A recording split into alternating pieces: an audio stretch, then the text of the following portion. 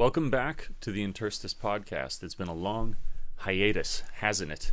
And I'm really excited to begin again. There's so much to discuss, huge amounts, in fact, because I've now been in Kyoto for 6 months, which is huge. A lot has happened, a lot has developed, a lot will change in the new year. So, wow. Where to even start? Let's break things down in terms of like announcements and regularity. This podcast will have guests. I will do these solo kind of podcasts like I'm doing now if I can't schedule a guest to be on. If you think that a cool guest would really fit the podcast, please do contact me at my website, and the contact address there is, I believe, contact@davetrippinjapan.com. Send an email to that address with who you think might be cool to come on the show, and I'm totally open-minded. All that concerns me with this podcast is to speak to interesting people, and that's actually how the majority of guests that I had on before I took this quite significant break, that's how I found them. It was because of a subscriber or someone like yourself listening in that thought, hey, this person could have an interesting conversation, offers an interesting perspective. So please do bring that to my attention. I will source some people out. I think she'll be on because she said that she's interested too, and I've brought her up before. In the past, her name is Lisa in Japan. She's a fantastic photographer, and where I feel like it's difficult to tell in many cases how much someone is actually themselves or putting on a persona for the creative appearance that they have online or wherever it is. But it really feels from her that she's genuine. I love what she does. When I reached out, she said that she would be interested to come on the show. And there's kind of a small world effect that I'll allude to later there as well.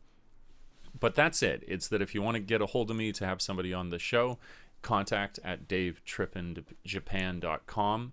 My website is davetrippinjapan.com, so you can go and check that out as well. What else in the way? Other announcements. I've recently created my best video I've ever made. It's at Wow to You Only in Japan, so I'm trying to let people know of that in as many places as I possibly can, because it's been another stupendous flop in terms of views on the channel, and I'm fine with that. The thing that does concern me, though, is that the people who did want to see it get a chance to see it, and I know that with the various places that I'm creating videos, movies, whatever you want to call them, that sometimes these things sift through and you'll miss them, and you didn't intend to do that. You just didn't know where they were, so I'm telling you. On Wow to You Only in Japan is the best video I've ever made to date, and of course I'll make better, but you can find it there, and I hope you enjoy it. Those are the announcement that I would make. This podcast is going to be 4 times a month, basically once a week. If you do support me on Patreon, I appreciate that immeasurably. There is a bonus podcast that will be 4 times a week going forward there. And now that I think the announcements are out of the way, we can let's chat. Let's get into this kind of all-encompassing podcast that I create here, where it touches on so many different things. If you're just tuning in for the first time and you've not heard it before, often there is a book that I am reading, some experience that I've had, some reflection in life, and then very often a guest that will come on and we'll discuss something interesting that they do in their lives. So it's really in everything. It's the kitchen sink podcast. Maybe that may have been a better name than the Interstice, but I love the Interstice. So let's start with reading that I've done recently. So the reading that I've done recently is this book you may have heard of. It's very popular in creative circles, called A Hero of a Thousand Faces, or The Hero of a Thousand Faces. And this has been influential for a number of people in the creative space. Big names might be someone like George Lucas in terms of its impact on him, and then many others. And it was a book that because I want to write stories as well. I've already written a novella, very edgelord, if I were to level criticism at myself. Honest, genuinely written, but I can do far better. But I am a writer, and I do want to write more, and I thought that this book would be particularly good because it kind of holds a place in the pantheon of good writing that's near holy for a history of myth and storytelling. So why do I say that? The Hero of a Thousand Faces was written by, I believe it's Joseph Campbell is his name, and it deals with the idea of what he calls the monomyth. And if you've ever heard of the expression the hero's journey, he coined this phrase. He's the first person to bring this into, call it mass consciousness, public consciousness, this concept. And it's a really, really interesting idea. And that is, you can kind of see it there in the idea of the monomyth. That's mono is one, so we got one myth. And he's exploring the idea that regardless of culture, regardless of time, no matter where we are in the world, humans, for whatever reason, have the habit of repeating stories. You have the habit of repeating myths over and over again, and what they amount to are these specific points of note in a sort of narrative arc, which could be called the hero's journey. A lot of people level criticism now. I haven't even read the critiques that say that this is misogynist, and because it's taken from, like, the hero is almost always assumed to be, it is like a male, it's a masculine force.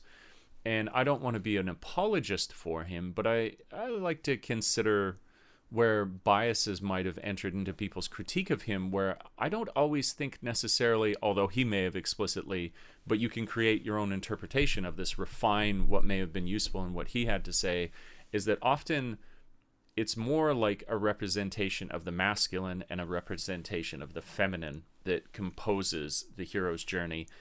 And I think that actually masculine doesn't need to be male. It's quite traditionally male, but it doesn't have to be. And feminine doesn't always have to be female, although as it's culturally represented, that's usually where it is, right? That's our yin and yang, and we assume that's male and female, but there's elements of each in each other. So this book is dealing with the idea that if you were 1,000 years ago, you're going to tell the same story, it's going to have the same beats, and we can tell something about the human psyche and what it is that we value if you pay attention to these stories. And to be completely honest with you, not a lot of books do I read where I have to say afterwards that they were too complicated for me, but there is an air of that in this book for me.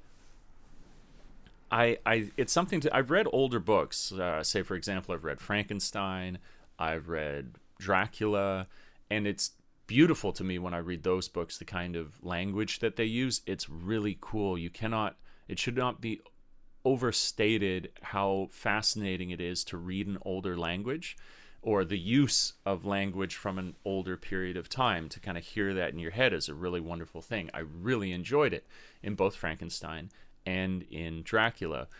But here, because it's more of an academic tone, it's dense and it's hard to get through. And I found myself, as I was reading, looking to the top of the page constantly because I was trying to follow, okay, what's the chapter about? And now he's giving examples. He's moving through the hero's myth, the monomyth, and there's like a departure for adventure, confrontation of the unknown, returning to the city. There's these like plot beats that he says like occur in every single story. You'll see it repeated again and again. But what he does, he offers these ancient stories. That's the thing too. You're already reading ancient writing, and now you're going to read a more ancient story that he's referring to, and then it's going to be discussed in this very, very old way of speaking. And I found that really, really challenging. I'm almost done now. It's a big book, by the way. It's like nearly 1,000 pages. I'm almost done now, and I wish I had taken more from it. And I don't like to be, I don't think, not always is when we view, you got to be careful. When you view a book as bad, is that because it's bad or that you're bad at reading it? Where I think this is definitely one, I'm not someone who sits down and is lazy when they read necessarily. In fact, I think that I focused quite well, especially after about 20 minutes when my mind kind of locks in, catalyzes with the narrative voice, and then I can understand things more easily. But in this case, I didn't feel like I had the focus. I felt like no matter how much I tried to pay attention, I found myself falling asleep. This is an incredible sleeping aid if you want a soporific or whatever it's called. It was just too much, and it kind of breaks my heart that I didn't take more from it than I have. There were some really, really interesting concepts.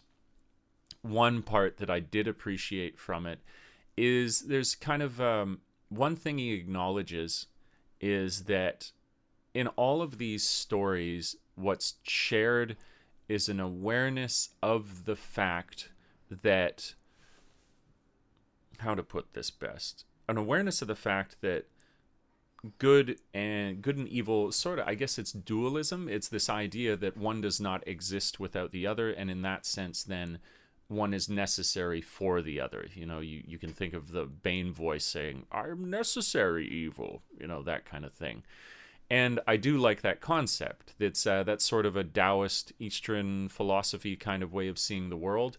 But then you do, in a not so acknowledged way, I think, still find this in, although you'd say Western, it came from the East, like Christian religion, where actually there's an acknowledgement in some groups, not all, but that basically the God and devil are one thing, because nothing exists outside of God, and so then therefore the devil is only an extension of him, and so God does allow evil to work, but then that's because free will works with the concept of that evil be allowed to exist, that we'd have free choice to choose between the two. There are people, I think, that align or consider that idea more than that God in the Christian sense is completely separate from evil whatsoever. And I think then this way, I always found that a comforting concept. This is just for myself personally when I consider it, because it's kind of like, no matter how broken the world seems, it's functioning perfectly, because you need to have these two halves, and these two halves are in a sort of dance around each other. I don't know that you could, I might even say that they're out of balance, but are they really out of balance? Because one is necessary. It's kind of like, I would talk about this a lot on my channel, considering, I have, these numbers now, as my channel has been on a steady decline for years, in that when you're creating something and it doesn't seem to be doing well, each moment that you continue in this is actually adding to, were you ever to reach success, the significance of it. And I hear you say, what is that? How does that apply to what you're saying now? Well, it applies to what might appear as something that's evil in the world, in the sense that the more evil or horrible whatever happens in the world is, the more significant acts of kindness become. And acts of kindness in a void don't seem very kind, because we don't know them to be kind, because we have nothing to contrast them against. And again, in the same with the, like things that we'd say evil, like evil in quotations, would operate in the same way, that it's when somebody does something really good that you see in contrast to that when somebody does something really evil, because now you have these opposites to compare each other to. I really, really, really like that concept, and I really like the discussion of it in the book, and that was something that I was able to take away from it. And I see it echoed, as I say, in Eastern philosophy, that these two are but sides of the same coin. That kind of concept, I think it's really useful for people to understand the way in which the world works. An idea, you got to be careful. It's kind of that be therefore wary of the virtuous, because anything brought to an extreme, even if at an initial impression seems virtuous, when brought to its extreme conclusion, not just a conclusion, but an extreme conclusion, it so much more often than not becomes the thing that it was fighting against. You can see this. I think another good example of this would have to be emotions, the way in which they run. I've talked about this specifically on the podcast before, where if you take any emotional response to the extreme, you run into kind of a similar problem. So, for example, love taken to its extreme becomes jealousy, that kind of thing. Then perhaps you could say, this isn't like, exact science that I'm talking about here, but say, for example, self-love, which is really, really important, maybe underappreciated, when taken to an excess, becomes like an egoist thing where now you're just arrogant. So we're always kind of managing the extremes of our emotions, and we should be aware how whenever we jump on a bandwagon, we should be aware of extreme action usually leading to the thing that it's trying to prevent. And I think that an observation of that in this book was really, really useful for me. But if I'm being honest, which I want to do here, the end result is that I should probably, I'll put this down, there's limitless books to read, but I would return to this in some time. I would return to this in a couple of years. I would refocus and appreciate just how much you need to be paying attention.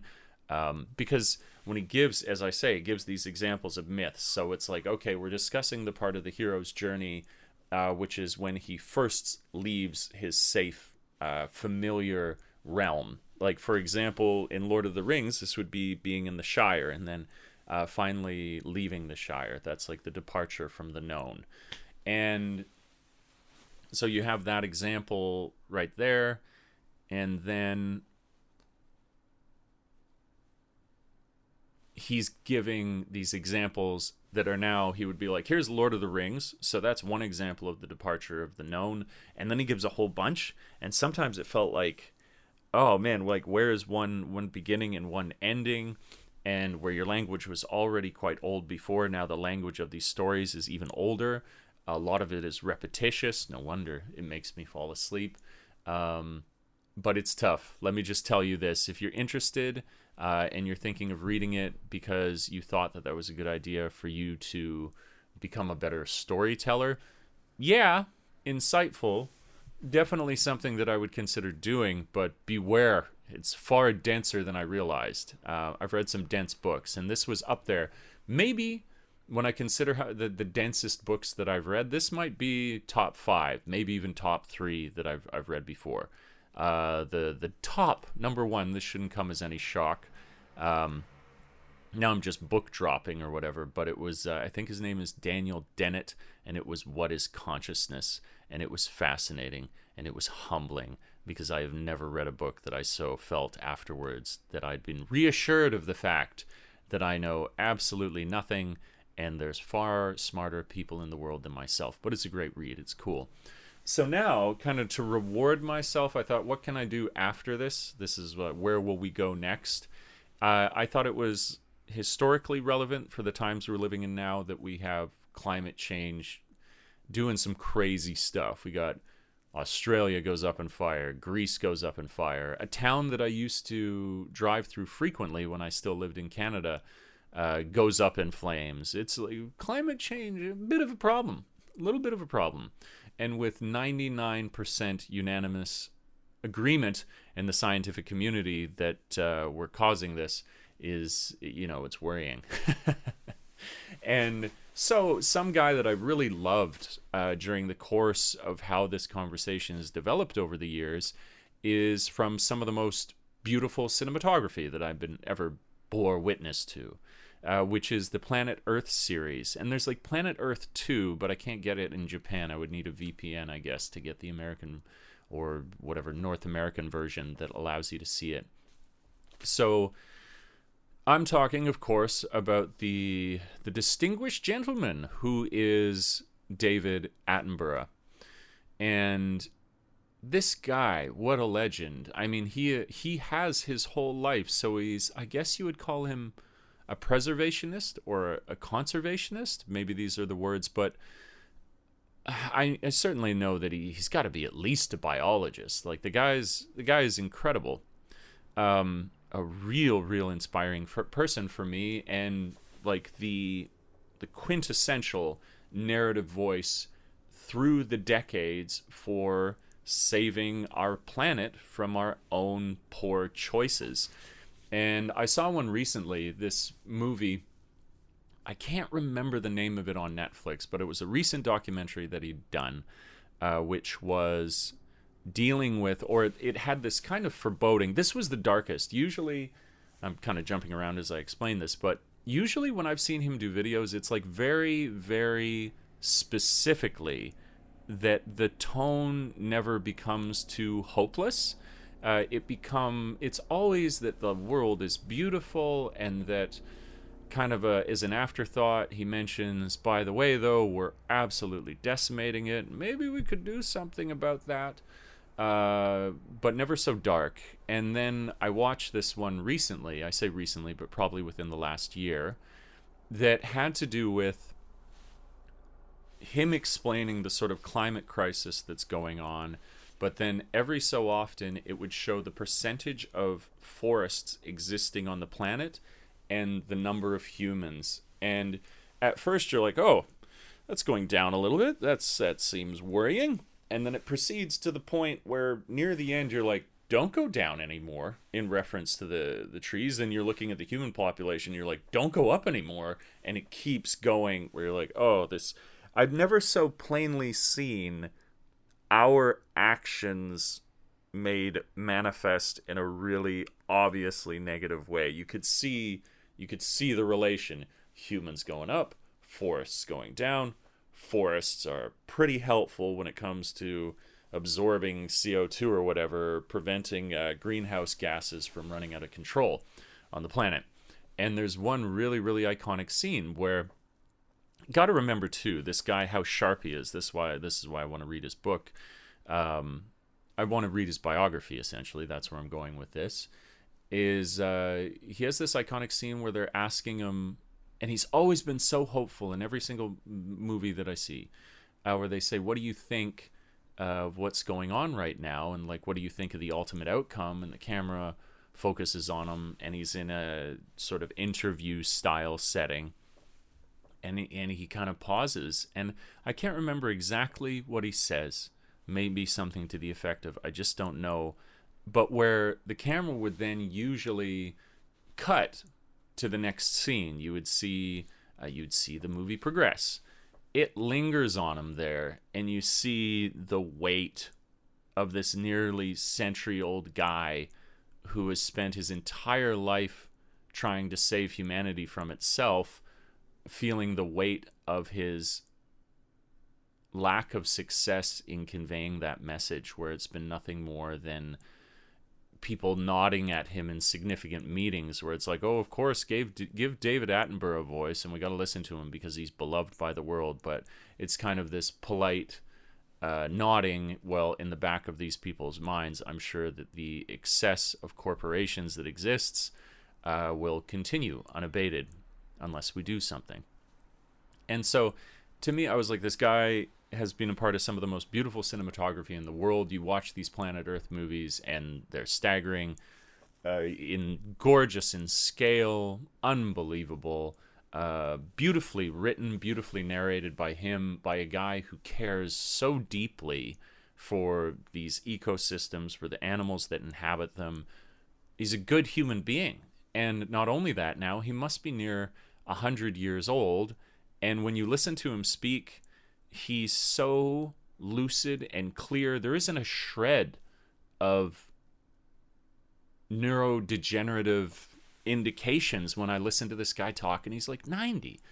And so that is the peak of the mountain to me, that you could make it so far to have such a fulfilled life, even if he carries with him, I think, great weight at this point, because sad as it makes me to say, this is a guy who's going to depart soon. There's nothing that can be done about that fact, and will leave uncertainly, not knowing what's going to happen to the planet. And I suppose that's a part of being human, is uncertainty. In fact, that's the whole act of dying, is you don't know what's going on after that. Pretty safe to say, I think, but you don't know.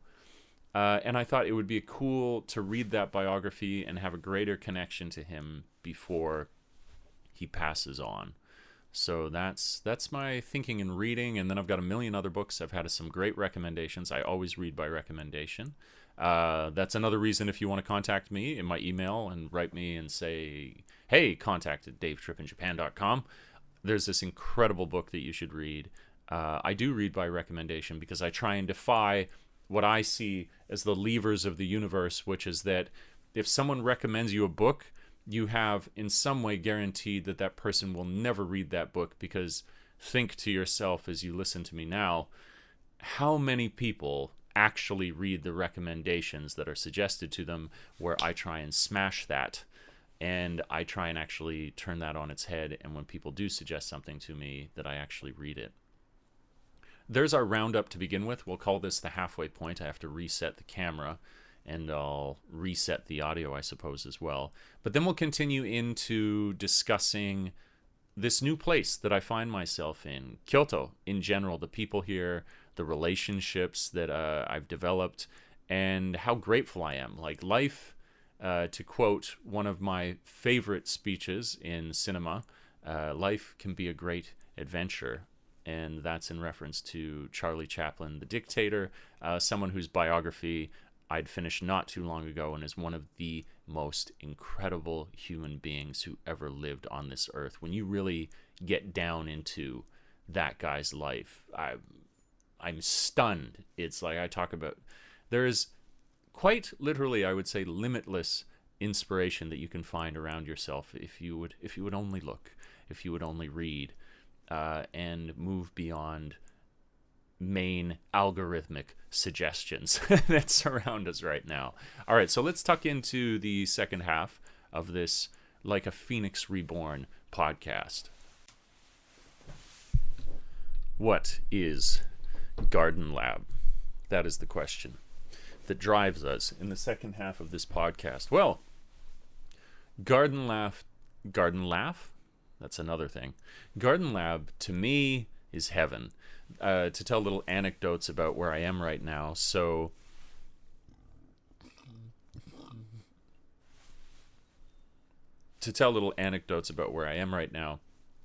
there is a place. I love going to the Sento. I love going to onsens. And there is this Sento that is not far from me, and they have a shirt there that reads, "You are in heaven." And when I came into that Sento, when I first arrived to Kyoto, I was thinking, oh yes, this is a sign from the universe, from the great spaghetti monster above, of what my life has become, because it's been absolutely incredible. What happens at Garden Lab, where I work, I am the hoity-toity title at the startup that I have is digital media director, so I'm trying to do justice to that very lofty title. Basically, Garden Lab started out as an incredible passion project from my friend Drew. So Drew, without going into his life history, he was maybe the first guest I ever had on the podcast. One of, definitely. Where his interest was in architecture. The guy, it's weird because we do so many things apart from that now, but if you get to know him, you realize, oh, yeah, totally. This guy, like, this is his nerd out thing, but he's interested in so many other projects. You might not realize that unless you get into it with him. And studied at Kyoto University, got, like, the government scholarship of, like, full ride, everything. He's pretty smart. But then before he finished that degree, his brother wanted him to do, to be, like, head of sales for him for this new software that he was developing.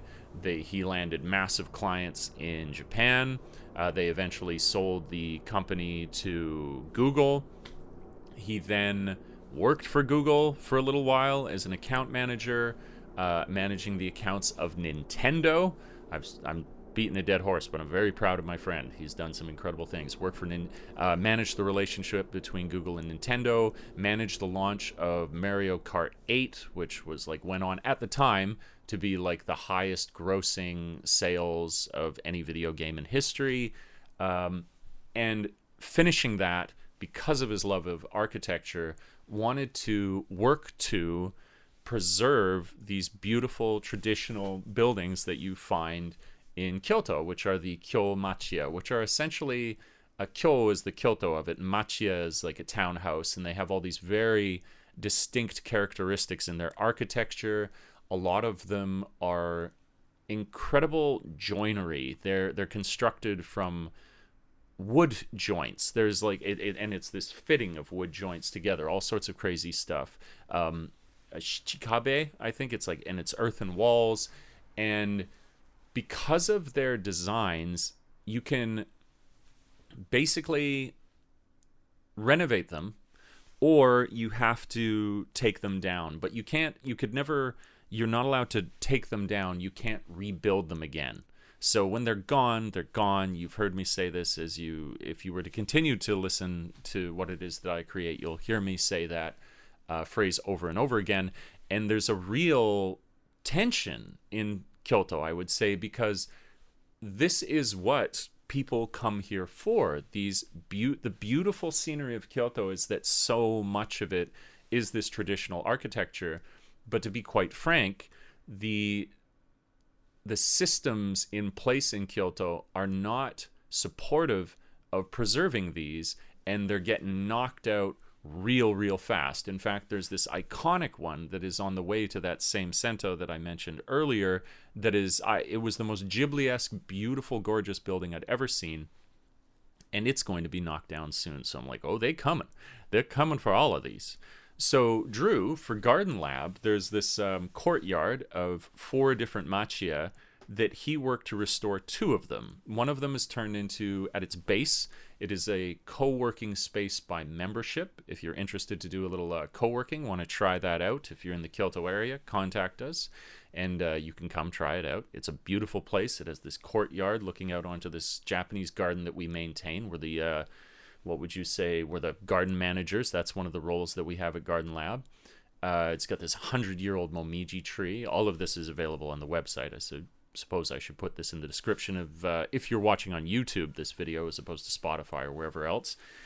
And so restoring, with kind of a modern idea to it, but restoring these machiya, he's created a co-working space. He does consulting out of it. It has a lounge in it. And as of me arriving in Kyoto, we've pivoted to include in the sort of services that we're able to render unto others, cinematography, content creation, content management. These are the things that we're doing there as well. And very soon to move into other types of business, but I don't want to over-elaborate on those until we are more established, because you want to overpromise.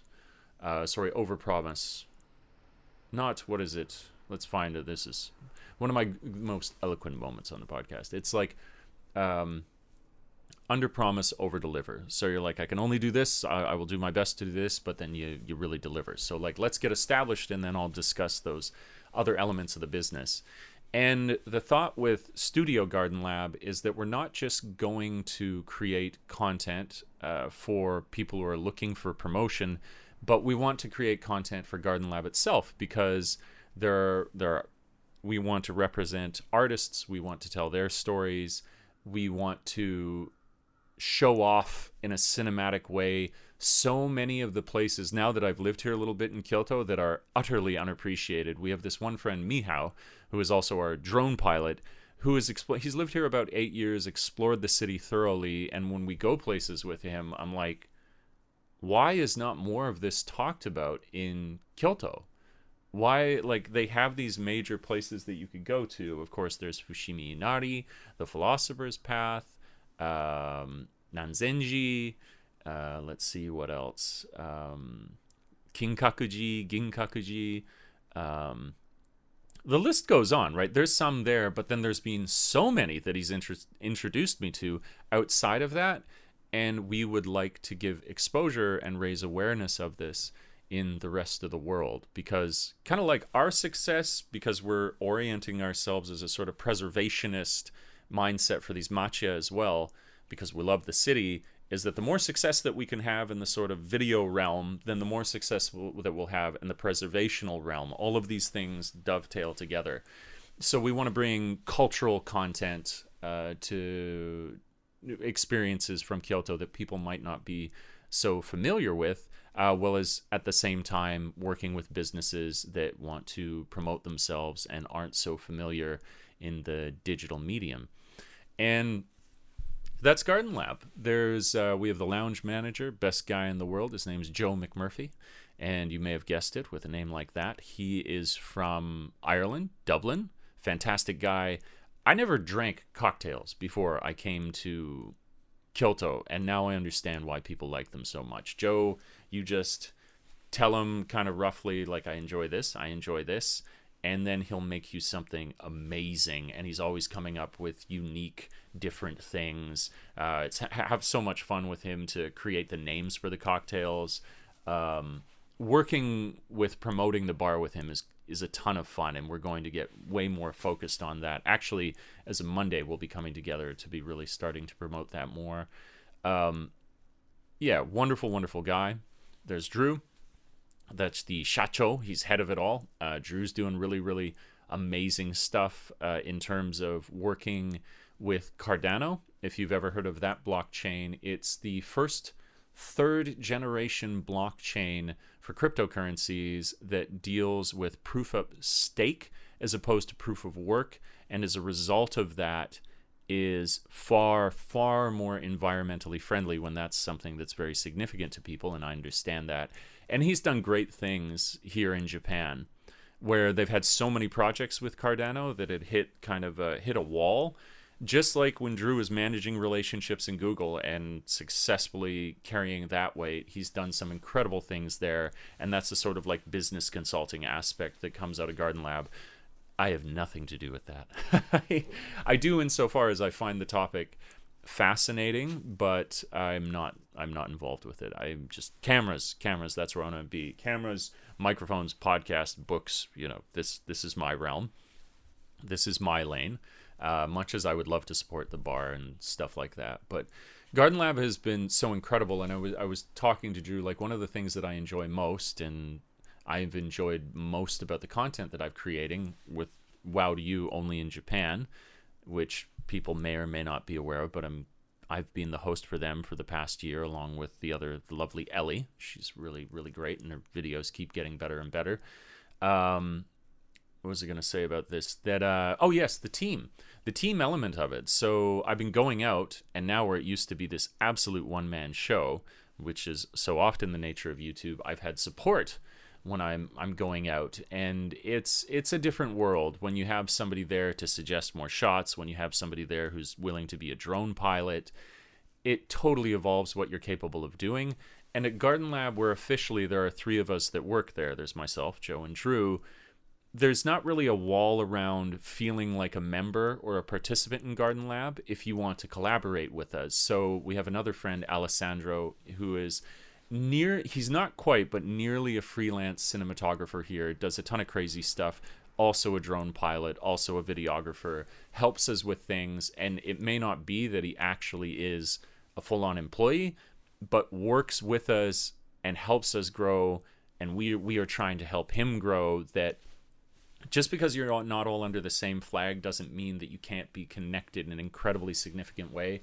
And I've really enjoyed that about Kyoto, that there is a incredible community of people here who are working on interesting projects, willing to collaborate with each other, crisscrossing into each other's lives in really fascinating ways. And as far as I've seen, in a really supportive way. You don't know how every community is going to be when you come to a new place, and I'm so happy to discover that it's so positive here. And for me, such a change. Now, talking on the podcast, just like, what is my experience of the change in my life as of coming here? Well, it's nothing less than profound. I mean, before, I think I actually was very lucky for the circle of friends that I had when I lived out in like Ibaraki Prefecture, or I lived in the city of Tsuchiura at the last school it was that I taught at. I had good friends, but there wasn't really a community. It just wasn't possible when you're out there in the countryside. The number of people who are in your immediate orbit, at most, when I was living in Ibaraki, there was about maybe 6 of us, and we all got together for D&D and ate a bunch of chips and role played, and it was amazing. I came to D&D in my 30s, and I think it's one of the best things on the planet. You got to play D&D. It is the cure for anxiety, for introverts. It is the cure for public speaking. If you're not used to public speaking, it makes you practice a creativity, a spontaneity of creativity that you may never have had before. It is amazing. I would love to, study what this is your brain on D&D. It'd be really, really amazing, these sessions that people play. And there's a reason I think that it's so popular and so developmental for a lot of people's personalities when they play. Really, really amazing. But when I was living there, I'm talking about, as I say, about a group of maybe 6 people. Whereas here, I don't know that I would use the word massive, but it's really significant. It's large, and I keep meeting new people. I've actually reached a point where when I enjoy this kind of thing, I'm sort of like an extroverted introvert. That when I enjoy meeting people, it actually got to a point where I kind of like, wait, who? It was an overload. I was meeting so many people where I haven't had that experience for nearly a decade, and then to have it hit all at once was wild. And it's to take a moment here to talk about people from all walks of life, the different people I've been running into. There's one really fascinating guy and his wife. It's Alex and his wife Rachel. Rachel is a member at Garden Lab, actually. Alex is from the UK, an incredible cook and distiller. So he works for this, like, just won international best gin in the world award again, like the second or third time in 5 years. He's the head distiller at this type of gin that's called Kinobi Gin. And meeting him, this is like, it's his job will soon be. I'm sad to say he's moving to the UK, but I'm also happy because it's an evolution of his career and how he's doing. But just the most gregarious, social guy in the world, interested in, I don't know a lot of people like I am interested in longevity. So interested in longevity, done great reading on it, an absolute chiseled from marble dude. I can't remember what his deadlift was, like 270 kilograms. Like, that's pretty good if you're aware of working out. Like, super healthy, super sharp, incredibly kind, very, very inclusive person, just wants other people to enjoy, to have great conversation, willing to, like, introduce you to a bunch of different, like, oh, you want to eat this kind of food, go here, go here, go here. Like, just a real force of nature. That's him, and he's just excelling in every direction that he lives. And then there's his wife, Rachel, who is creating the sort of content. The word I wish I gotta find a different word, because content is so, it's like, ugh. It sounds so. Content to me cheapens the individual thing that you create, where it's like you're not so much concerned about this specific thing. You only see content as it is in a continuum. Like, content is this stream, as opposed to appreciating the individual constructs that come out of that. And I think it's worth moving away from that, because then it's almost like living too much in the now, because anything that isn't now seems unworthy of our attention, because it's only the newest, most happening, most infinite now that ever garners our proper attention. What we need to move to is more, or what I would suggest is more healthy for us, is to appreciate things as they exist at their inception, to creation, to then afterwards, that retain value for us and don't lose value simply because they've become older than a day. And that sort of stuff, that kind of content, did it again, that kind of creation takes time, whereas a lot of content, you'll notice in the mainstream, what is popular has a very low bar in terms of quality, because it needs to be put out on such a treadmill that there's no time to polish it. There's no time to make it timeless and beautiful and forever. And the kind of thing that Rachel does is timeless and beautiful and forever. And what she does is she is launched with her partner, perhaps 2 partners, but one partner significantly. It's a magazine, and it's called Storied. And Storied goes around Japan looking for untold, fascinating, out of the mass consciousness spotlight stories. And the magazine is gorgeous. The photography is gorgeous. She was a journalist, I believe, before. She does all the writing. She does much of the editing. She does the photography. She doesn't do the design. I believe her partner does the design and layout. But she does so much, what I have mad respect for. This isn't just some petty project where it's like, oh, I want a magazine and I'm not going to be involved other than that I say that I want to take part in it. She's got hands-on, and she's making fantastic stuff. Cool detail, I mentioned earlier that I'll have Lisa in Japan, fingers crossed that she's available at the end of the month, on the podcast here. Rachel actually reached out to her, and Lisa in Japan will be featured in Storied. So she's making this incredible, beautiful magazine that pays homage to just the coolest stories that you could find around Japan. It's really fantastic. So there's that power couple. They're doing incredible things all the time. Then, of course, there's kind of my immediate orbit of friends, which is Alessandro and Mihao. And they're both, well, Alessandro is a videographer with a little bit of piloting, actually very good piloting in there for the drone. Mihao is this like diehard ultimate sports kind of extreme, X Games kind of guy. We just recently, I'll be making a video on my channel for this. He's got one of these like electric longboards, which is absolutely incredible. Meeting those guys is amazing. Joe, meeting him, our bar manager, our lounge manager, meeting him, having this whole world of like cocktails and real care put into this like bar culture. Fascinating to meet him.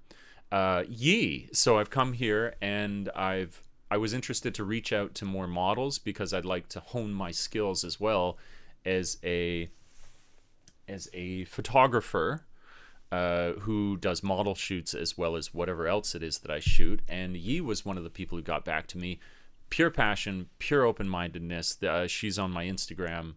It's in white and blue that I believe I have her posing in. And we went down to Dotonbori, where there's this like really cool graffiti wall that we took shots at. She also she looks like she's Chinese. She's looks like Chun-Li or whatever. From Street Fighter. Those are the best shots, I think, with this blue background behind her. And so I met her, and she's like a model, a real estate agent, killing it, by the way, absolutely killing it. Just incredible person that the moment we sat down for coffee, I was like, you have such a pure soul. She's like the Ancient One from Marvel or whatever. Incredible person. Meeting her, so like meeting this incredible model, and then where I was saying, however I can help you beyond this shoot that we do, that would be awesome. And she said, well, as I'm a realtor, I'm responsible for real estate sales, and you're doing these other videos. What do you think of, I could give you access to all our properties if you'd like to film them. I was like, what? Who are you? That's the kindest thing in the world. So I went and collaborated with her to make a couple of videos that showed up on my channel as well as Wow to You Only in Japan. And then I've ended up meeting her boss, whose name is Chai, and he's just the most fascinating person, real entrepreneurial. He runs Shiki Properties, which is the real estate group that she works for. But then he also, just recently, and he said it's perhaps the one that he's most into, is he started Habaneros, which he did in collaboration with Alex, the distiller, to create this zero preservatives, all natural habanero hot sauce. And so he's got a hot sauce company going on. Incredible person to meet. All of these people so kind, so open-minded, so passionate, so driven that it really inspires you. Like that concept that you would have people around you that will then shape you. Like, give me your 6 friends and I will tell you, 6 closest friends, and I will tell you where you will go in life. I really feel the gravity of that here when these people push me onwards to wanting to emulate their sort of passion for life. Like I have, but then harder to maintain when it exists in a vacuum, so much more easy to maintain when you feel the sort of propellant buoyant force of other people who are like-minded. And I think that this network of people, like that's, I don't want to spend the whole time just like talking about people, but as this network grows, makes me really, really excited for the coming months, because they're going to be absolutely incredible as a result of this. So then, we're getting our feet back in the pool. We're dipping ourselves back in the water here on the Interstice podcast. I'm going to try and organize guests immediately. If you can let me know anybody that you would like to come on. All I want is an interesting conversation, and that could be that you're an engineer, that could be that you're a teacher, that could be that you're in advertising or marketing or software. I don't care. I only want interesting conversations here. So whether it's you'd be interested to come onto the podcast, or somebody who would be, I really, really appreciate that. Let's get this going with a greater frequency now that the ball is rolling. My contact details. I've said many times already. Perhaps I can I'll put them in, obviously, in the description of this video. But then I'm not sure how it appears on Spotify or whatever. It doesn't matter. I really appreciate you tuning in to listen. Here is to thousands more episodes to come. Take care. Tell the people you love that you love them. Give them hugs. And soon, I'll speak to you in the next podcast. Bye for now.